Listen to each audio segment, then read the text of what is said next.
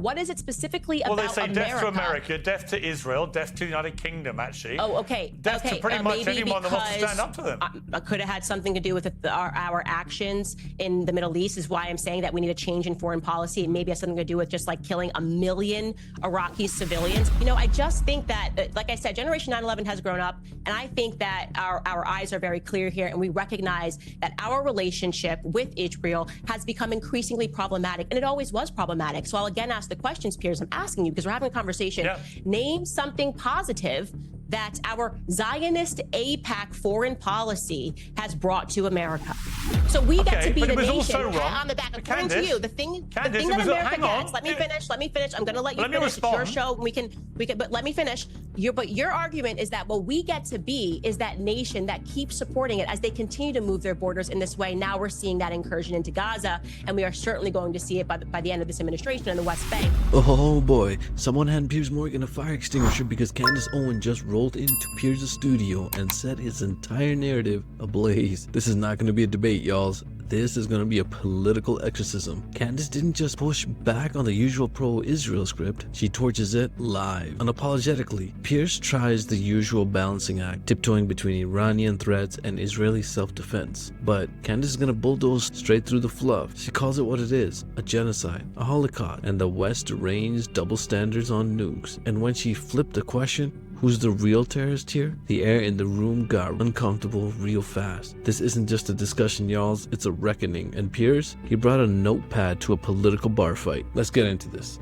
Oh, hang on. Look, we can come to Gaza where I think we'll reach agreement about what Israel's government's been doing there in the last few months. But it's relevant. If you're going to call Iranians terrorists, if they right now had an open concentration camp where they were mass killing their own people, we would all be saying this is ridiculous. So it's rich to me that people are concerned about Iran having nukes. But I'm concerned about Israel, who won't even admit that they have nukes, having nukes, while at the same time they are executing a genocide and a Holocaust in Gaza that the world is watching. So who's the bigger terrorist is the question today. I would say as an American that if we're going to get behind a regime change, it should be in Israel first. So that would be my position. I think the position of a lot of people who are waking up to the fact that Zionism has brought us nothing but grief in America. Can you name one positive thing that Zionists have contributed to America?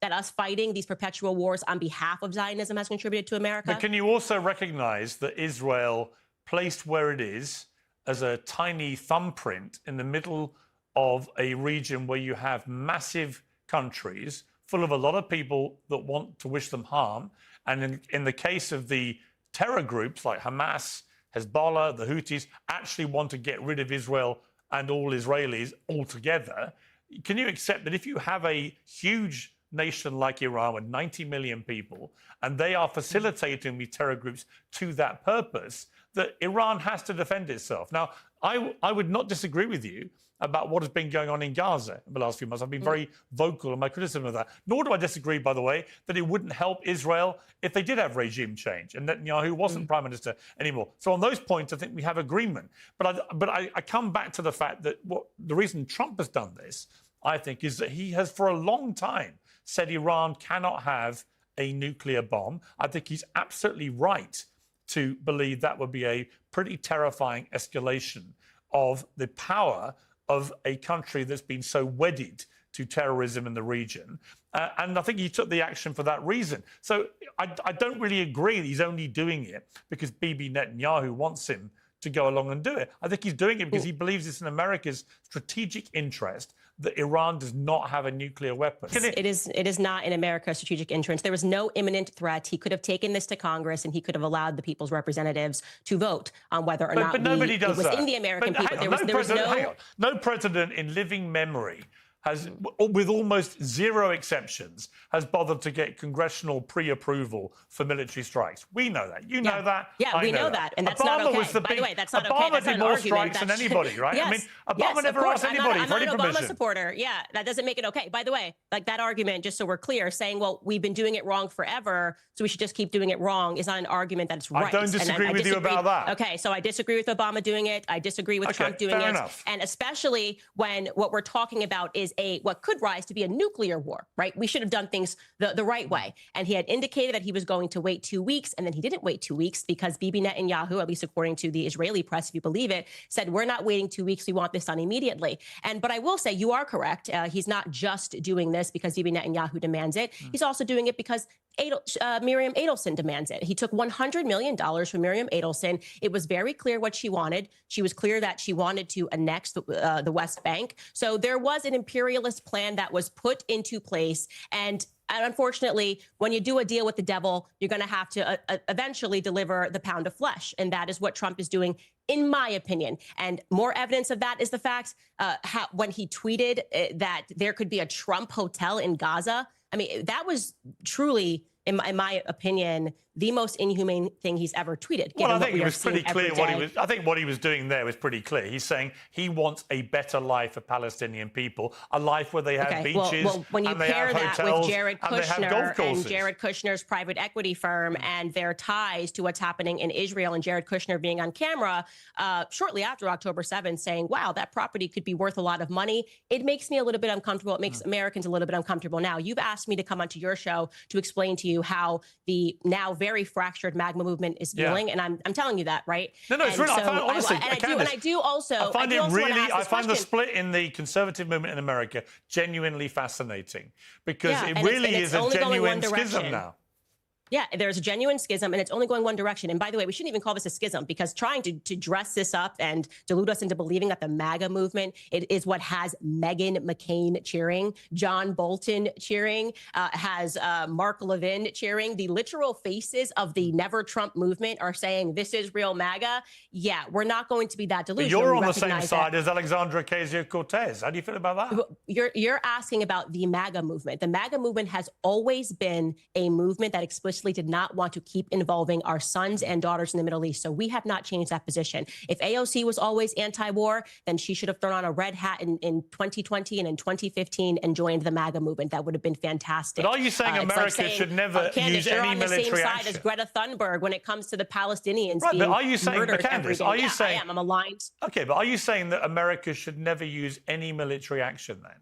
No. I'm not saying America can never use any military action. In fact, what I said earlier was I could get behind a regime change in Israel because I think it would fix a lot of issues that are happening and that has been happening to America over time. Like I said, why America wouldn't you want it in Iran? I mean, I'm reading an Amnesty International report from 2024. Because Iran is not negatively impacting. I'm answering your question because Iran's regime is not negatively impacting America on a day-to-day basis. When the leader of Iran says death to America, why doesn't that concern you? That's a chant. And by the way, I want to be very clear. Why are they chanting death to America?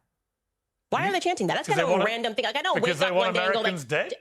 But why are they specifically chanting as opposed to saying, I don't know, death to China or death to Russia? What is it specifically about America? Well, they say death to America, death to Israel, death to the United Kingdom, actually. Oh, okay. Death to pretty much anyone that wants to stand up to them.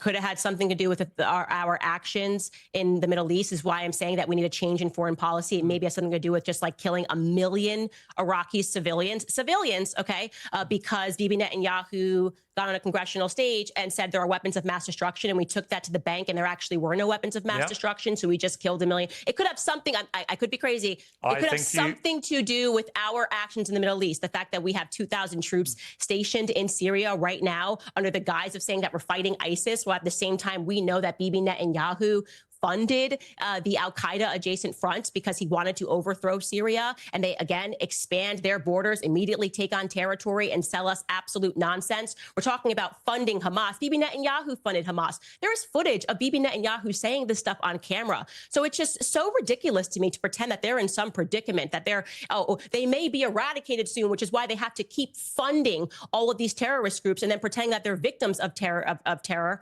when in fact they are the people that are imparting it worldwide. You know, I just think that, like I said, Generation 9/11 has grown up, and I think that our eyes are very clear here, and we recognize that our relationship with Israel has become increasingly problematic, and it always was problematic. So I'll again ask the questions, Piers. I'm asking you because we're having a conversation. Yeah. Name something positive that our Zionist AIPAC foreign policy has brought to America.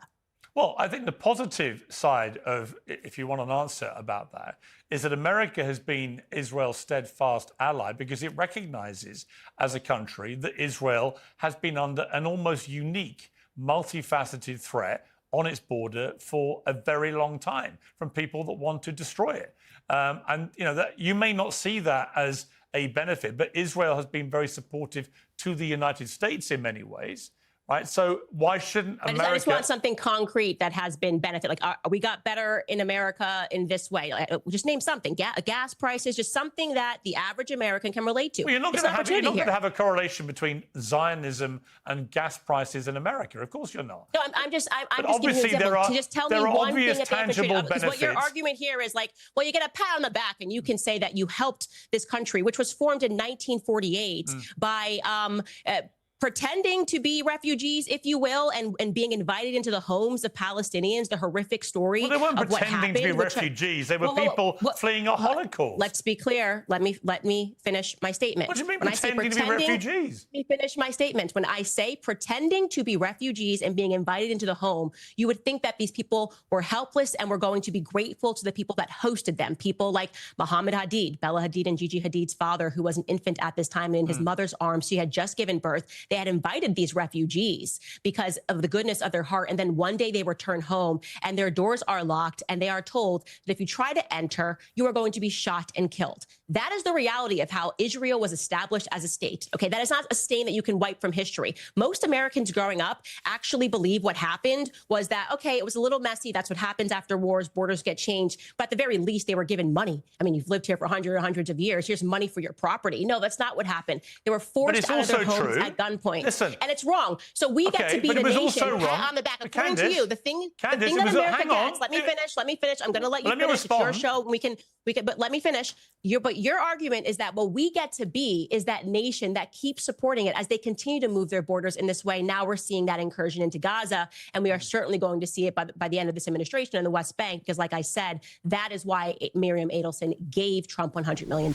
Candace Owens didn't just challenge Piers Morgan. She dismantled the entire Western hypocrisy factory in under 10 minutes. While Piers played the concerned statesman over a hypothetical Iranian nuke, Candace forced the world to look at the actual mushroom cloud. Gaza in flames, funded arms, and excused by the very government claiming to defend democracy. Piers wanted to talk about Iran's intentions. Candace dragged us back to Israel's actions, real-time slaughter, zero accountability, and the audacity to still call themselves the victim. She wasn't ranting, she was reporting what the mainstream won't touch. And let's be real, the only regime exporting instability, surveillance, and the endless war across the Middle East isn't Tehran. It's the one sitting on billions in US aid, waving a flag of impunity, and the nukes they pretend that don't exist and have. Candace didn't just name the elephant in the room, she put it on trial as well. If this rattled your comfort zone, good. If it opened your eyes, great. Now do your part. Like, share, and subscribe, y'all, before this kind of truth gets buried again. Catch y'all on the next one.